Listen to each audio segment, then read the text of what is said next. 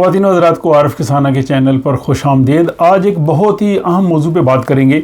बहुत से यहाँ पे लोग जो हैं वो स्टूडेंट वीज़ा पे या बिज़नेस वीज़ा पे आते हैं या वर्क परमिट लेते हैं और इसके बाद ज़ाहिर वो इस प्रोसेस में होते हैं कि उनको स्वीडन का जो है मुस्तकिल वीज़ा मिल जाए, लेकिन बाज़ औक़ात बहुत मामूली सी गलती की वजह से उनका ये ख्वाब पूरा नहीं होता और उनकी अपील जो है वो मुस्तरद हो जाती है। और एक यही वाक़या मैं आपकी खिदमत में पेश करना चाहूँगा ताकि इससे बहुत से लोग जो इस हवाले से इस प्रोसेस में हैं या मुस्तकबिल में जो है वो इस जो है वो प्रोसेस को इख्तियार करना चाहते हैं वो इस तरह की सूरत हाल से बच सकें।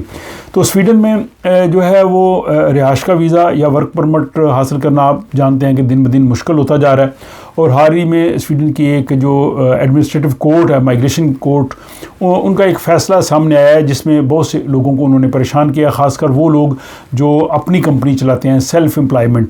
क्योंकि यहाँ पे जब कुछ लोग स्टूडेंट की हैसियत से आते हैं, उसके बाद जब वो यहाँ पे जॉब तलाश करते हैं तो बाज़ औक़ात अगर जॉब में मुश्किल हो तो फिर वो अपनी कंपनी बनाते हैं, तो वो कहते हैं जी हम अपना बिज़नेस शुरू कर रहे हैं। तो ये व्लॉग बेसिकली उन लोगों के लिए है जो लोग अपना बिज़नेस कर रहे हैं, जो सेल्फ़ एम्प्लॉयड हैं और वो माइग्रेशन एजेंसी को ये प्रूव कर रहे हैं जी कि हम अपने बिज़नेस की वजह से स्वीडन में रह सकते हैं, हम इतने पैसे कमाते हैं कि हम अपने ख़राजात भी पूरे कर लेंगे और जो क्राइटेरिया है वो सारा पूरा करके हमारी फैमिली को यहाँ पर रहने दिया जाए।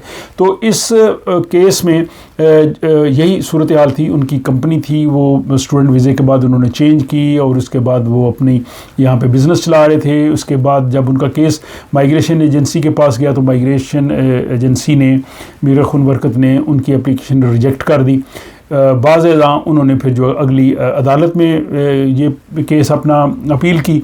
अदालत ने भी जो है वो इस चीज़ को जो है वो रिजेक्ट कर दिया और उसमें 3 जो है वो उन्होंने बड़े एतराज़ात जो है वो लगाए और इस व्लॉग में उनका मैं ज़िक्र करता हूँ जो शायद आप लोगों के लिए भी काफ़ी रहनुमाई का बायस हों।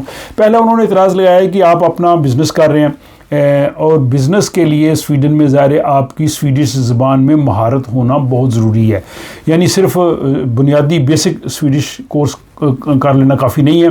अदालत का यह कहना था कि आपको इतनी स्वीडिश आनी चाहिए कि आप स्वीडिश मार्केट में आज़ादाना तौर पे बिज़नेस डील कर सकें। तो कहने का मतलब यह है कि जो लोग सेल्फ़ एम्प्लॉयड हैं, जो अपना बिज़नेस कर रहे हैं, उनको स्वीडिश ज़बान भी बहुत अच्छी सीखनी पड़ेगी क्योंकि ये एक रिक्वायरमेंट है। सिर्फ वहाँ आप माली तौर पे उतना पैसा कमा के टैक्स दे के ये नहीं कह सकते। ये इस फैसले में लैंग्वेज को जो है वो बुनियाद बनाया गया है कि स्वीडिश लैंग्वेज इतनी आनी चाहिए कि आप जो है वो कम्युनिकेशन कर सकें।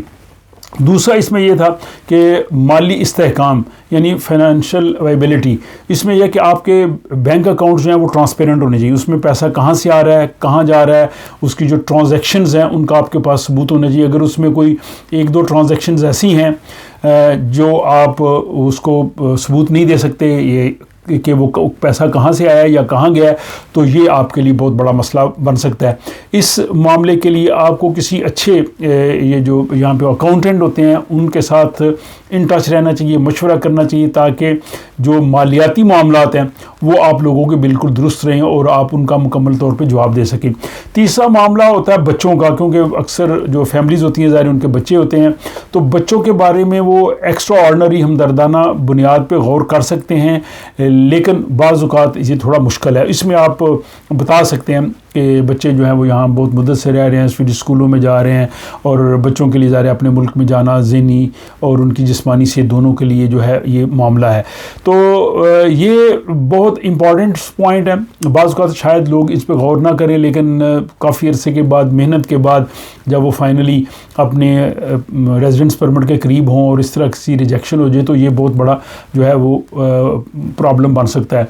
अगर खुदा न खासा किसी की रिजेक्शन हो जाए तो उसके बाद आप 3 हफ्ते के अंदर अप्लाई कर सकते हैं। जो उन्होंने एतराज़ लगाए हैं आपने उनको जवाब देने हैं।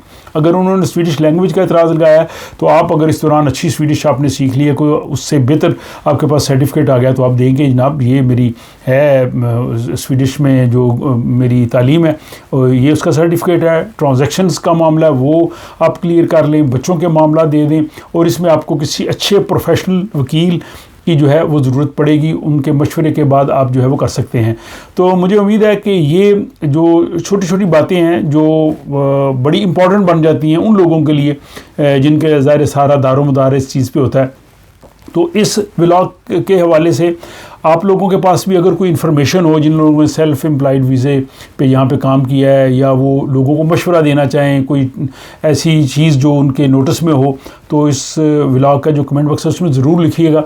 लोग इन कमेंट्स को पढ़ते हैं और वो इनसे फ़ायदा भी उठाते हैं, और अगर कोई सवाल लोगों के हों तो वो भी ज़रूर लिखिएगा। और इसमें भी मैं गुजारिश करूँगा उन लोगों से जो इस प्रोसेस से गुजरे हैं, वो अगर उन सवालों के वो जवाब भी दे दें तो और भी ज़्यादा अच्छा हो जाएगा, ताकि हम चाहते हैं कि लोगों की रहनुमाई हो, लोगों की मुश्किलात जो है वो कम हो और लोग जो है वो फ़ायदे की तरफ जाएँ। तो इस व्लॉग के बारे में अपनी राय का ज़रूर इज़हार कीजिए। अपना ख्याल रखिएगा। मुलाकात होती है आपसे अगले व्लॉग में।